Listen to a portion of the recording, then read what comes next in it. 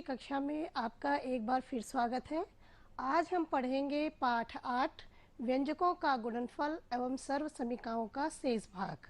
लेकिन इससे पहले हमने पिछली कक्षा में क्या सीखा, आइए इसे एक बार दोहरा लेते हैं।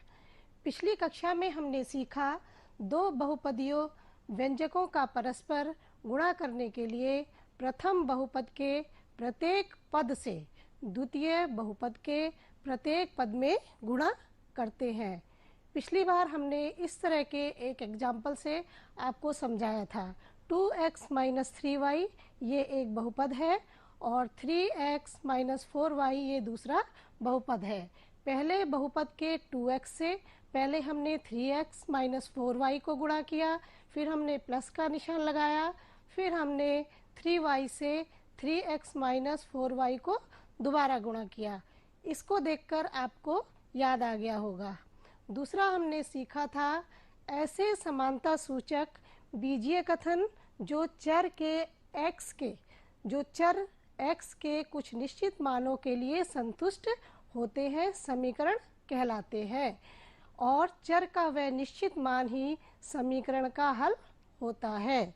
और तीसरा हमने सीखा था सर्व समीकरण, ऐसे समानता सूचक बीजीय कथन जो चर के प्रत्येक मान के लिए सत्य होता है सर्व समीकरण कहलाता है। यानी कि समीकरण और सर्व समीकरण में सिर्फ एक यही अंतर है कि समीकरण एक निश्चित मान के लिए समीकरण के दोनों पक्षों को संतुष्ट करती है, और सर्व समीकरण में हम x का कोई भी मान रखेंगे, हमारा दायां पक्ष और बायां पक्ष का मान हमेशा बराबर आता है। और हमने सीखा था दो पदों के योग का वर्ग उन पदों के वर्गों के योगफल में उन्हीं पदों के गुणनफल के दो गुने को जोड़ने से प्राप्त होता है। और इसके लिए हमने ये बताया था सर्व समीकरण a + b का होल स्क्वायर बराबर होता है a² + 2ab + b²। तो ये सारी बातें हमने पिछली कक्षा में सीख ली हैं। आज हम सीखेंगे सर्व समीकरण a - b का होल स्क्वायर बराबर होता है हमारा a² - 2ab + b²। आइए हम जानें कि यह कैसे आया। a - b² बराबर a² - 2ab + b² हमें किस तरीके से प्राप्त हुआ। a - b², आप जानते हैं कि a - b का ये होल स्क्वायर है। अगर हम इसकी घात का मतलब ये है कि a - b में a - b की गुणा करना। तो गुणा की क्रिया करते हैं। तो गुणा की क्रिया करने में a - b एक आपका बहुपद हो गया और दूसरा a - b आपका दूसरा बहुपद हो गया। पिछली कक्षा में आप बहुपद से गुणा करना सीख चुके हैं। उसी प्रकार हम इसकी गुणा करते हैं।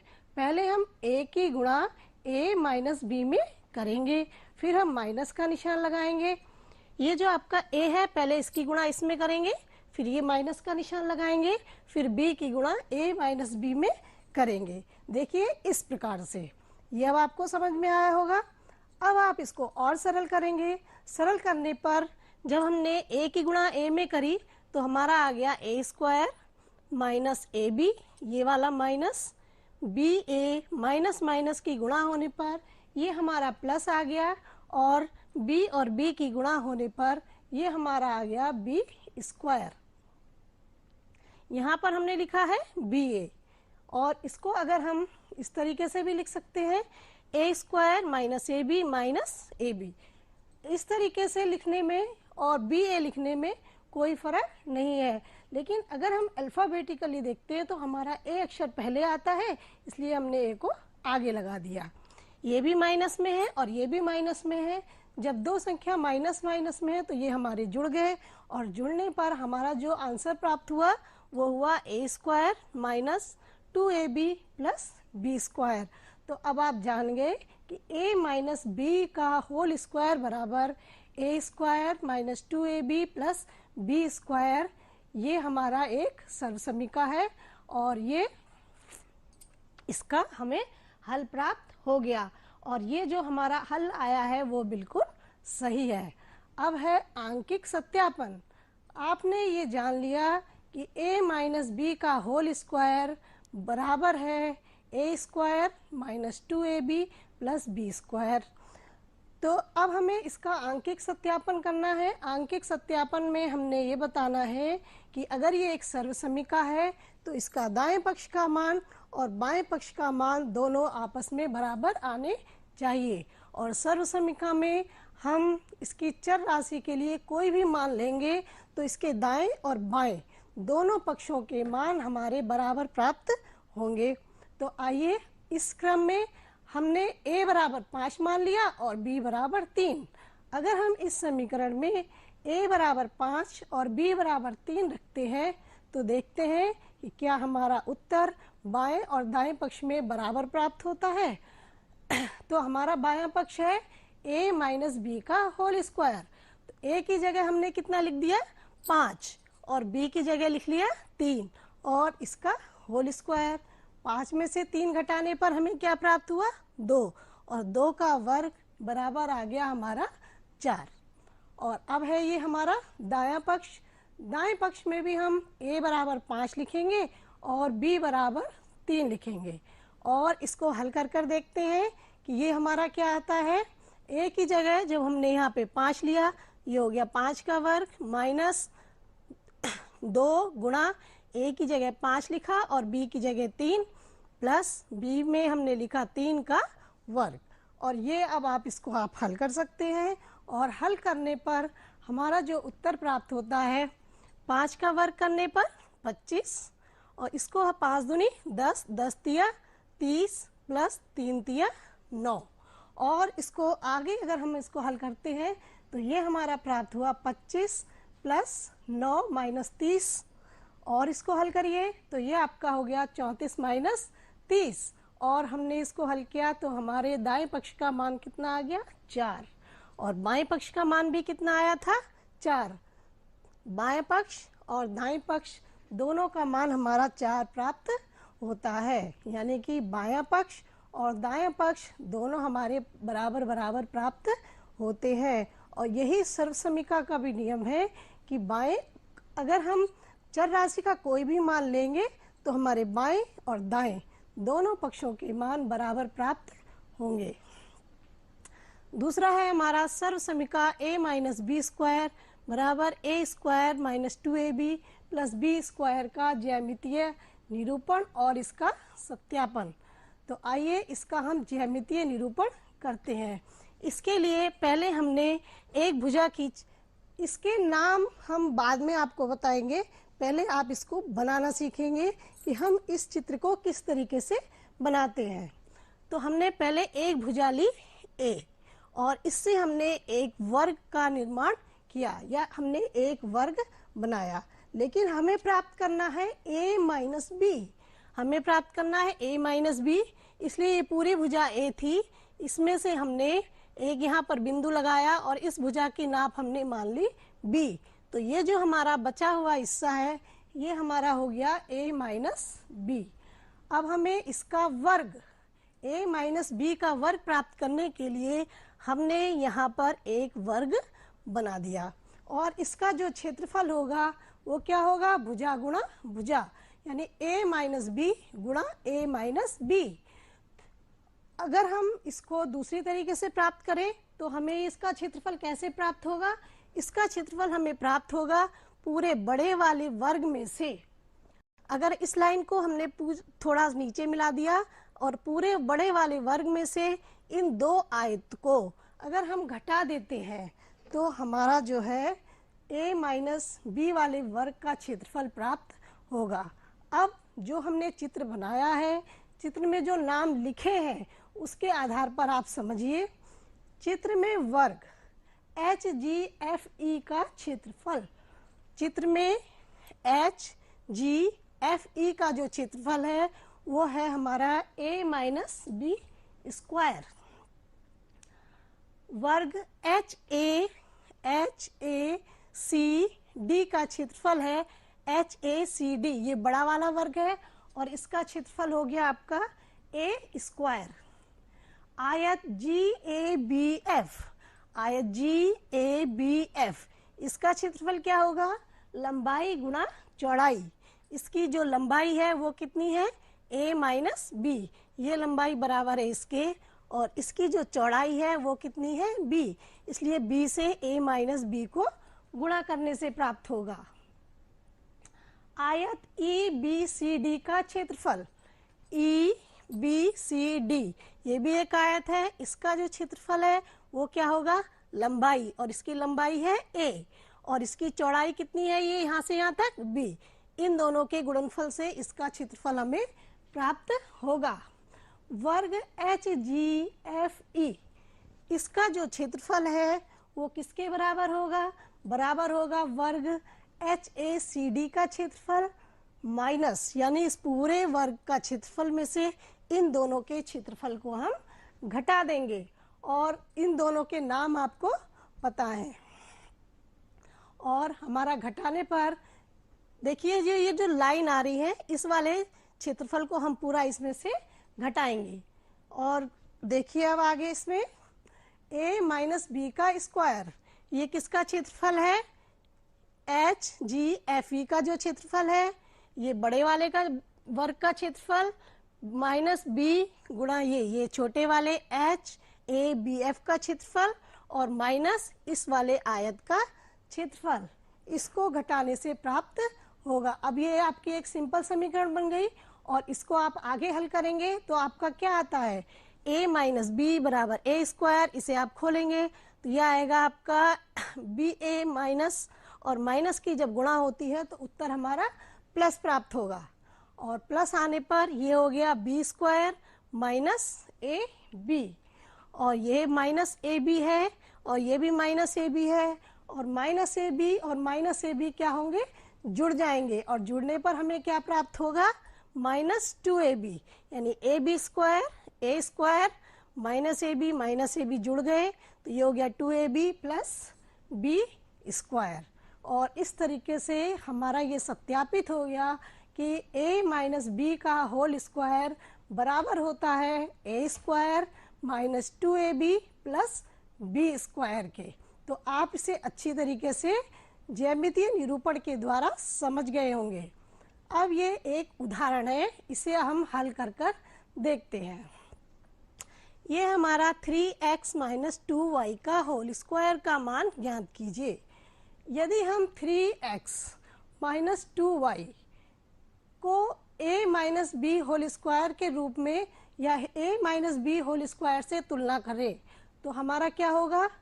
3x हमारा बन गया a और 2y हमारा हो गया b, और इसको हम सर्वसमीका a माइनस बी के होल स्क्वायर के द्वारा हल करेंगे।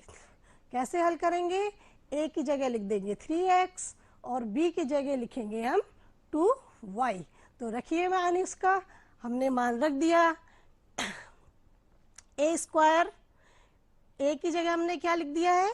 3x का स्क्वायर हो गया, माइनस लगाया, फिर 2 लगाना है, जहाँ जहाँ a आया है उसकी जगह हम 3x लिखते चले गए हैं। और अब इसको और आगे हल कीजिए।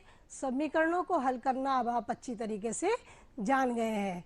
तो जब हम इसको हल करेंगे तो 3x का वर्ग 3 तिया 9 x की घात 2 आ गया आपका, माइनस 3 दूनी 6 और 6 दूनी 12, ये x और y प्लस 2y का वर्ग करने पर ये आ गया आपका 4y की घात 2 या 4y का वर्ग। तो आप इसको सर्वसमीका की सहायता से आसानी से हल कर सकते हैं। अब है हमारी दूसरी सर्वसमीका a प्लस बी और a माइनस बी बराबर a square minus B square. ये हमें कैसे प्राप्त होता है? आइए इसे भी हम देखते हैं। a प्लस बी और a माइनस बी दोनों की आपस में क्या हो रही है? गुणा। a प्लस बी क्या है? एक बहुपद है, और a माइनस बी भी एक बहुपद है। बहुपद में बहुपद की गुणा कैसे करते हैं ये आप सीख चुके हैं। तो हम a प्लस बी की गुणा a माइनस बी में करते हैं। तो प्रथम बहुपद हमारा है a प्लस बी। तो a प्लस बी में हमने ये a लिया और a की गुणा करी है a माइनस बी से। ठीक, फिर हमने ये वाला प्लस का निशान लगाया है। फिर दूसरा बहुपद लिया है हमने b और दूसरे बहुपद से भी हमने a माइनस बी में गुणा की है। गुणा करना आप जानते हैं, a की गुणा a में करेंगे ये हो गया a की घात 2 माइनस a की गुणा b में करने पर यह आया a b प्लस b की गुणा a में किया, यह आ गया आपका b a और प्लस और माइनस की गुणा करने पर हमेशा निशान माइनस का आता है। ये आपको पता है, ये आपको हमने पहले भी बताया है कि जब माइनस माइनस की गुणा होती है तो प्लस आता है, लेकिन जब प्लस और माइनस की गुणा होती है तो हमारा जो उत्तर आता है वो माइनस में आता है। इसलिए प्लस और माइनस की गुणा करने पर यहाँ पर ये हमारा प्राप्त हुआ माइनस बी स्क्वायर। अब आप इसे आगे हल कीजिए, ए स्क्वायर माइनस ए बी, ये बी ए था तो हमने इसको ए बी लिख लिया माइनस बी स्क्वायर। यहाँ आ गया आपका ए स्क्वायर। जब एक संख्या हमारी प्लस में होती है और दूसरी माइनस में और संख्यात्मक मान बराबर होता है तो वो आपस में कट जाती हैं या घट जाती हैं। तो ए बी और ए बी आपके घट गए और या आप कहेंगे ये कट गए और हमारा क्या बचा फिर माइनस बी स्क्वायर। हमें प्राप्त हुआ ए स्क्वायर माइनस बी स्क्वायर। अतः यह सर्वसमीका हमारी सही है। अब हम इसका आंकिक सत्यापन करते हैं। यह आपको हमने पहले ही बता दिया है कि सर्वसमीका में हम किस चर राशि के लिए कोई भी मान ले उसका दायां और बायां पक्ष का मान हमेशा बराबर प्राप्त होता है। तो इसका भी हम आंकिक सत्यापन करते हैं। इसमें हमने लिया a बराबर 4 और b बराबर 1 और इसका मान हमने पहले बाएं पक्ष में रखा। बायां पक्ष है हमारा a प्लस बी की गुणा करनी है a माइनस बी से। तो a की जगह हमने 4 लिख लिया और b की जगह हमने लिख दिया 1 और इसी प्रकार दूसरे इसमें भी हमने a की जगह 4 और b की जगह 1। 4 और 1 कितना हो गया बताइए 5 और 4 में से 1 घटाया तो हमें क्या प्राप्त हुआ 3। दोनों की आपस में जब हम गुणा करते हैं तो 5 और 3 की गुणा करने पर हमारा उत्तर प्राप्त हुआ 15। तो बाएं पक्ष का मान हमारा 15 और हमारा दायां पक्ष क्या है, हमारा दायां पक्ष है ए स्क्वायर माइनस बी स्क्वायर। तो ए की जगह हम कितना लिखेंगे 4, 4 का स्क्वायर या 4 का वर्ग माइनस 1 का वर्ग और जब हम 4 का वर्ग करेंगे तो हमें कितना प्राप्त होगा 16। 4 का वर्ग प्राप्त करने पर प्राप्त हुआ 16 और 1 का वर्ग प्राप्त करने पर हमें प्राप्त हुआ 1। 1 की गुणा 1 में करेंगे तो 1 ही प्राप्त होगा और 16 में से 1 घटाने पर हमारा उत्तर कितना आया 15। बाएं पक्ष में भी हमारा उत्तर 15 आया था और दाएं पक्ष में भी हमारा उत्तर आया 15, यानी कि बायां पक्ष और दाएं पक्ष का मान आपस में बराबर है। इसलिए हम यह कह सकते हैं कि यह एक सर्वसमीका है। अब सर्वसमीका a प्लस बी और a माइनस बी बराबर a स्क्वायर और माइनस बी स्क्वायर का ज्यामितीय निरूपण करना और इसका सत्यापन करना। तो हम इसका ज्यामितीय निरूपण करना सीखते हैं।